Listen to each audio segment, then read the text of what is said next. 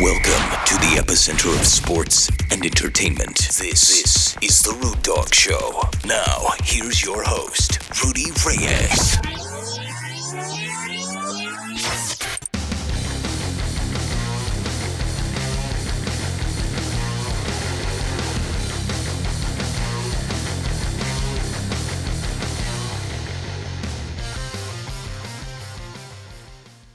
Welcome to the Rude Dog Show. Good afternoon, everyone, or maybe where you're at on the East Coast as my next guest is. It's actually 6:07 p.m. Eastern Standard Time. Welcome, Jeff Barnes, to the show.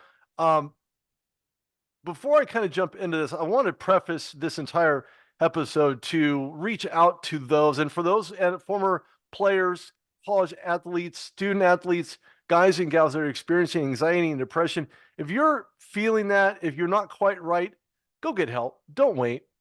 Don't wait. The more you wait, the more you hesitate, and it's going to get out of control a lot sooner than later. With that being said, I'm Rudy Reyes. I'm the host here on the Rude Dog Show Fired Up Network. You can see us on Roku, as well as across all major platforms. Of course, we're always counting one additional every single day, so feel free to watch this episode tonight. And of course, my host here this evening is Jeff Barnes. Jeff, how are you? Thanks for coming on. Thanks for having me, Rudy. Listen, it's been a pleasure actually getting the chance to come on. Well, I welcome almost everyone, almost everyone. And you certainly fall within those parameters. And I wanted to talk about this with you because this is a subject that I've spoken to multiple people about, people in the medical field, people in the mental health field. I've had coaches on, I've had life coaches, I've had performance coaches, anyone you can think of, even in the doctoral field, to come onto my show to talk about it. And there is no easy answer for anxiety or depression.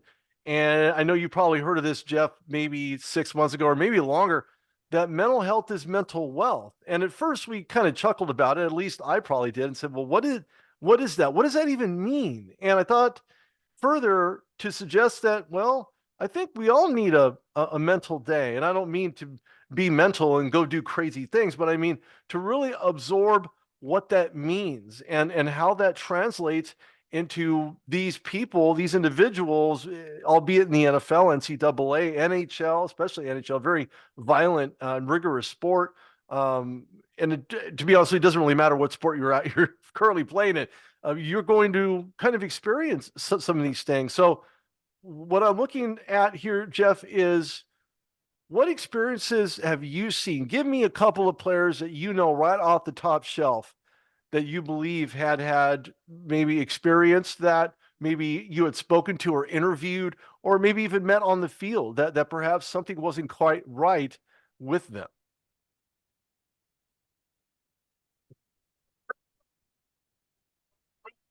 Played with some that weren't quite right, and honestly, some things when it comes to this, it's a hard thing to put your finger on, right? Some guys are just quirky, right? Is it his personality? Is it something mental? I've played with guys who couldn't operate unless they were on something because they had mental issues. It affected them every day. I played with a former NFL player who now is in prison because he got dependent on everything. And what I'm finding out more about mental health, and especially as a parent of two that have mental health issues, both of my children have been clinically diagnosed with depression. So it's something that I've been dealing with for now 15 years. And it's more I learn about it, the more it opens my eyes to a lot of things I didn't understand about teammates, things I didn't understand about people I looked up to, people that I've watched over years at a time. And then you finally hear things, there are guys that, my scouting mentor was a huge friend of Andre Waters. We know how his life ended. I'm finding out more and more when you watch certain athletes break down. We are quick with the CTE label, but sometimes it's mental health that drives them to that. And I'm going to throw out a name that a lot of people are familiar with. Because everybody's still watching the meltdowns happen. It's Antonio Brown. And I know everybody has a million of different opinions about his behavior. He's had, personality issues before he got into the NFL, but it was never to the point to what you're seeing now. And it started when? At the height of his career, when he was most notoriable, when he was being talked about as the best in the world. He's being put on video game covers, he's in commercials, he's everywhere.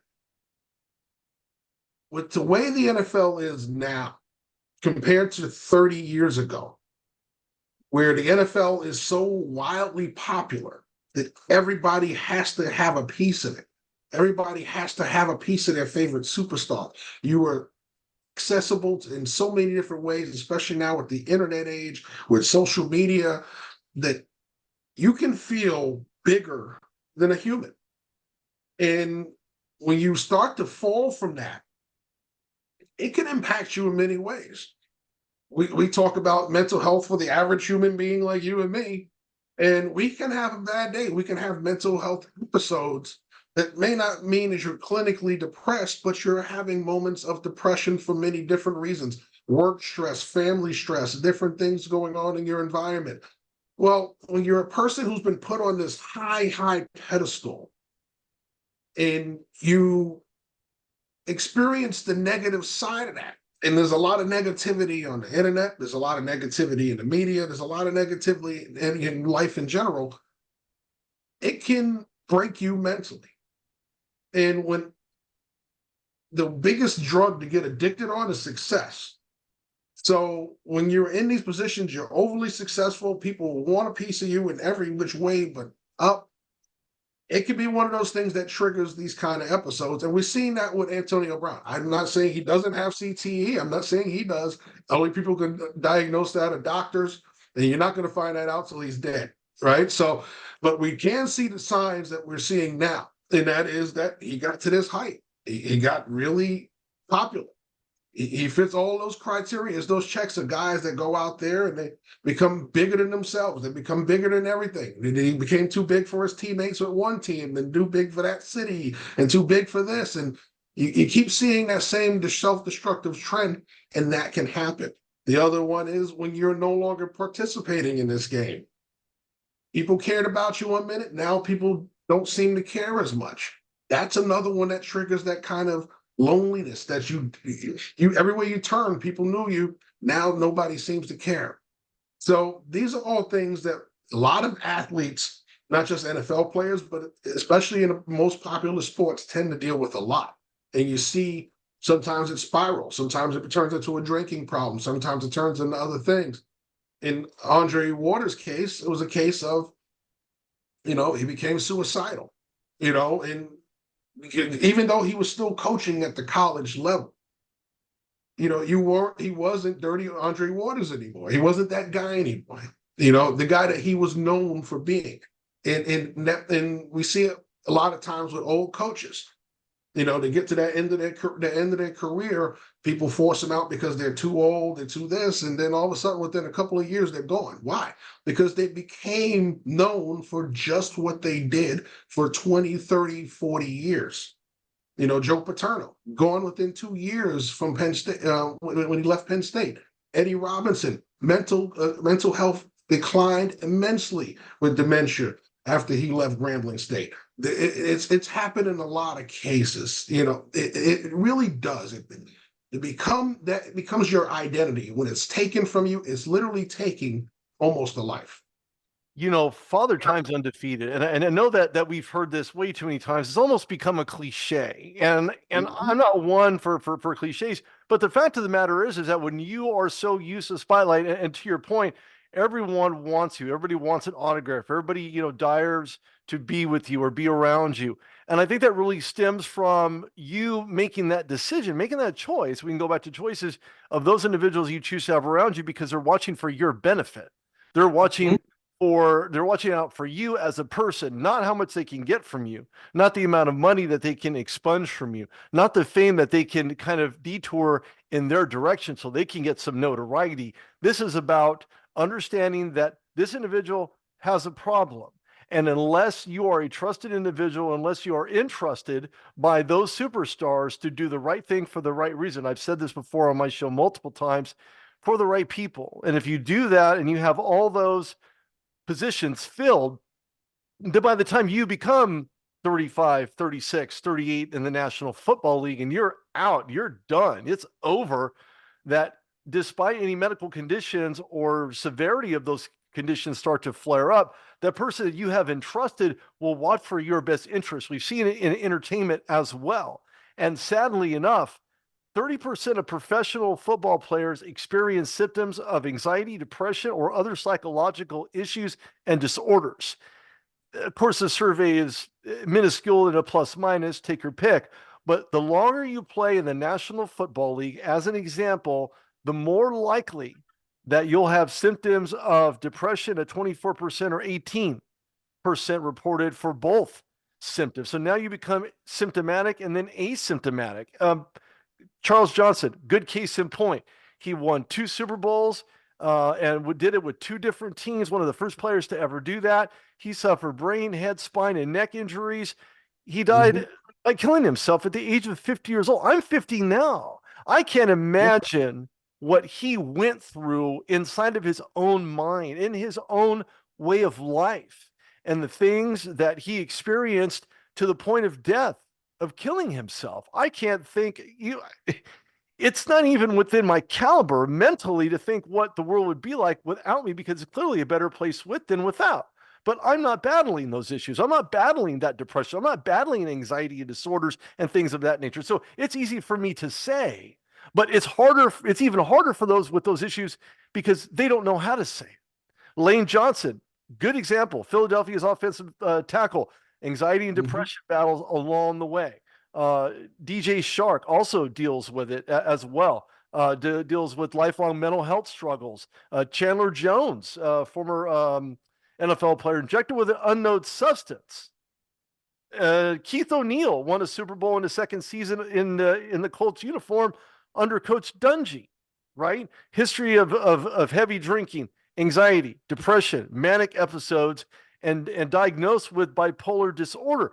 But the question is, how long is this going to take before you, as an individual, regardless of what your role was in the National Football League, as a human being, first and foremost, what do we do to help make sure that we get the help that we need? Is to recognize that there's a problem, that something is not quite right.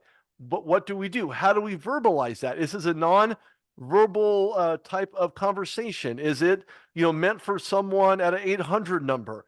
Is it easy to say, easy to talk about? Well, no, it isn't. None of it's easy, because you, at some point, the longer this continues, the more likely you'll determine that there's not a problem, that there's not an issue, that it's other people that are part of the problem versus those that are trying to help you to become part of the solution. So when it comes to players, and I'm not relating CTE with depression or anxiety, but there are certainly signs that correlate the two to suggest perhaps CTE is the underlying component to all of the aforementioned anxiety and depression and going through mental health issues and crises and things of that nature. What are your thoughts about Aaron Hernandez, who in fact had the stage 3 CTE after dying in prison? Did you think he had it? I don't know. He didn't even know. He thought he had no problem, that it was everybody else. But in fact, it was him. But before he ended up in prison, what do you do? He killed someone. So, stuff like that. So, Jeff, I posed this question to you. When it comes to former athletes trying to find a way to navigate out of this negative realm that they're in, what suggestions have you given others, or of dealing with your own children with those types of issues? How do you handle them, and how are you able to get them help? The first thing is admit you need help.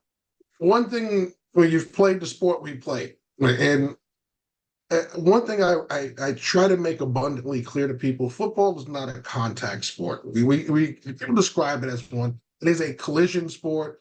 It is high impact. It's very brutal on the body. We know that going into it. We put ourselves through it. I, for one, played for a lot less money than the guys in the NFL did, but nevertheless, here I am at 47 and my list of ailments continues to grow. Sure. Right. But when you're at the end of your career, and whether you're a guy that was third string, whether you're a guy that was all pro, you're still relevant because you're there, right? People are looking at a roster every year to look and see who's on my favorite team, right? If they see you in the street, if they see you out there signing autographs, if they see you're relevant, okay? It matters to people, whether you're the 53rd guy on the roster or the practice squad, or you're the top of the one. So when you're at the point where your career is ending and all of this is going away, the first thing is you have to understand that my life is going to change. We think that we can play forever. We can't. As we said, Father Time is undefeated. Well, if Father Time doesn't get you, somebody younger might. So at some point, your career is going to end. This the shortest career span of any pro sport. We have a lot of life after football.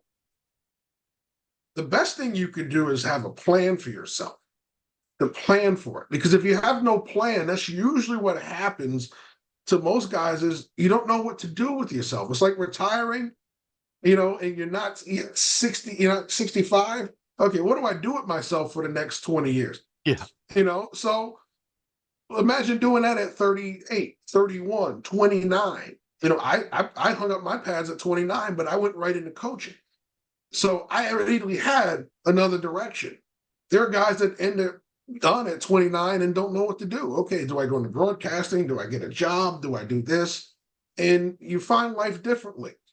But we mentally condition ourselves to be tough guys, right? We got to play through injury. We got to play through no matter what's bothering us. The world can't affect us. We got a job to do. When that job is gone, well, what do I do? What fills that void, right? So we try to find things to fill that void, and it doesn't always feel the same. Okay, I equate this to when I talk to certain guys, especially young players that are going to the league. I'm a draft analyst. Says you have to have a plan for getting to the league, but you have to have a plan for when you're leaving it too. It can't just be okay. I got there and I'm good. No. Now what? There's a plan for when this is eventually going to end. And you have to really look at it and say, what am I going to do? What's best for me? What's going to fill that void that's going to keep me focused on living a quality of life, maintaining my health? Because I'm going to have health challenges when this is all over. You've been playing long enough. Most people don't start late in high school. Most people start early years of their life. Many of the guys I played against were playing when I didn't start playing until my freshman year of high school. Many of those guys are playing since they were 6 years old.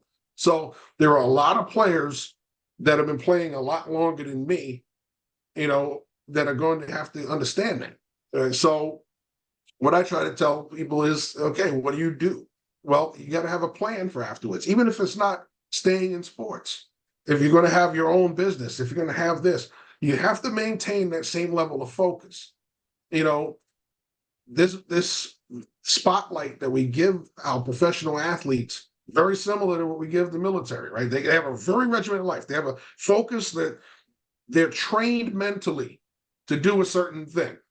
And when it ends, they don't know what to do because civilian life is drastically different from being in the military. You're all routine. Well, NFL is all routine. You're here today. You're supposed to be here practice, supposed to be in meetings, very routine. When it's gone, your routine is gone.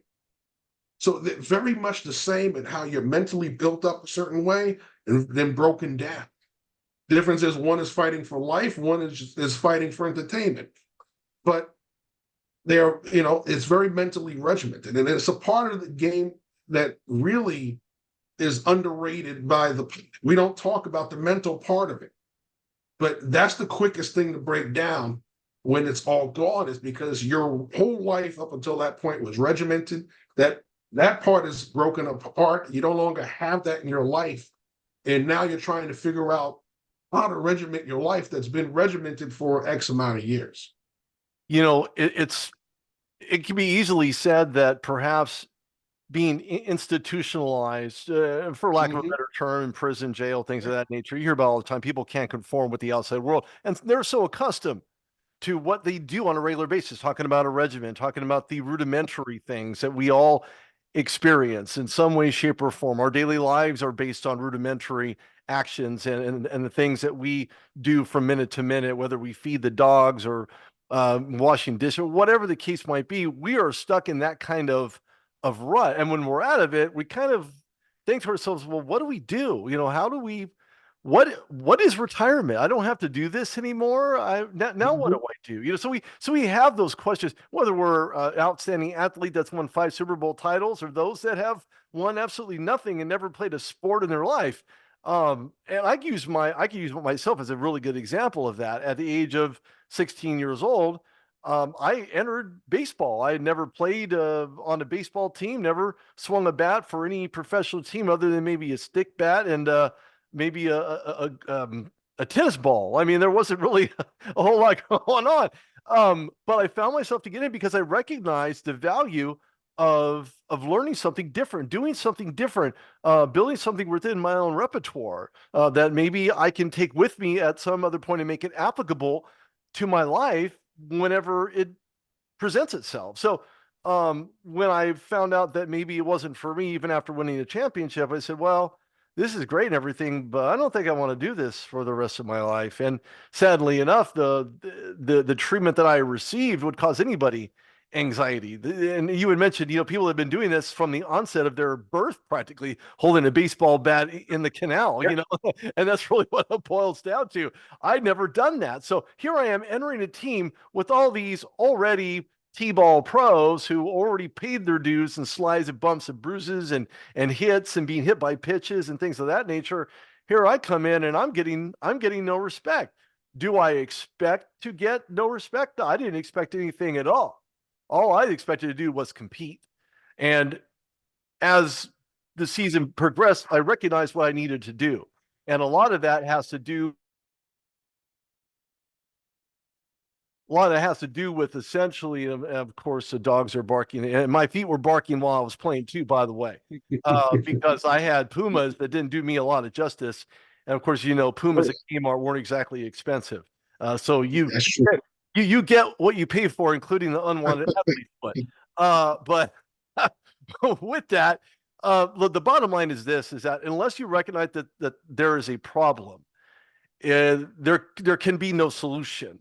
And when I say that, there's so much involved in just that statement. It's really compressed, right? And you can unravel it, unpeel it, just like an onion, a layer at a time, and say, you know what? This is what it looks like. This is what it used to be like, and this is where we're at right now. Most athletes don't have plans to peel that onion back to get to the core of it to say, where have I gone wrong and what do I need to do to help get myself out of this mode, and or what does the next step of my life look like? And to your point, based on what you were saying, there is so much to encounter in life because you have the challenges that are no longer there.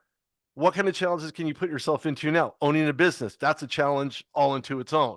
Being Mhm. able to maybe talk to other athletes about the experiences that you've felt. I think the NFL has done a much better job, as an example, helping getting these young players and the new players that are coming into the NFL. It's all sponsored by the NFLPA, and I've spoken to quite a few of them.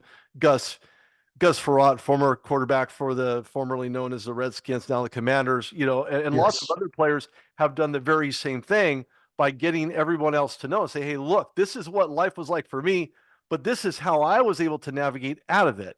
And at that point, you encounter someone with challenges that are disabling them from becoming themselves, from being who you knew who they were like. You can easily just say, you know what? Yep, he's got problems. I don't know what, but he has problems.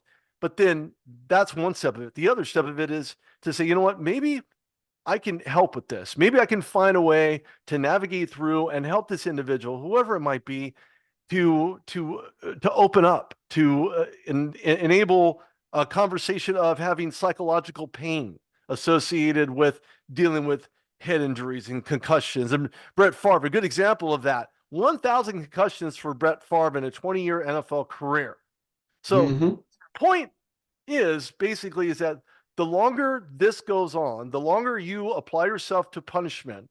As you stated, football is a contact sport. It's not as extremely cerebral as maybe other sports are, right? You understand the analytics as a head coach. As a player, analytics, what's that? Or unless your IQ is super, super high in your coach material, you would recognize that. But most NFL players are not wired that way. A coach is. There are very few players who end up exiting being players to become NFL coaches, right? There are some that do that go on to be very good coaches. Deion Sanders comes to mind. Left the Dallas Cowboys, went to a small school. Left a small school, went to Colorado Buffaloes. They didn't have the season they wanted last season. However, there's always a new season, always new challenges, things of that nature. But he translated well from the football spectrum into the coaching spectrum because he understands the game. He knew the game, and he knew when to get out, and he called it a day when he knew that he was exiting. Jeff Barnes joins me here on the Rude Dog Show. I'm Rudy Reyes. This has been a talk fest. So much more to unwrap about all of this. So many other players. Bobby Wagner comes to mind. Look, there is a plethora of guys and gals out there who are experiencing anxiety, depression, mental unhealthy activities, getting into fights, law enforcement calling them at their home of residence, DUIs, acting maniacal in public. There's so many different types of issues that these people are facing. Look, as I said from the onset of the show, if you have issues, you have problems, and you recognize them as not being who you are, then get back to who you are and call someone who needs help. Jeff, can you tell everybody where they can find you, what great stuff you're doing on MBS, and how they can interact with you on social?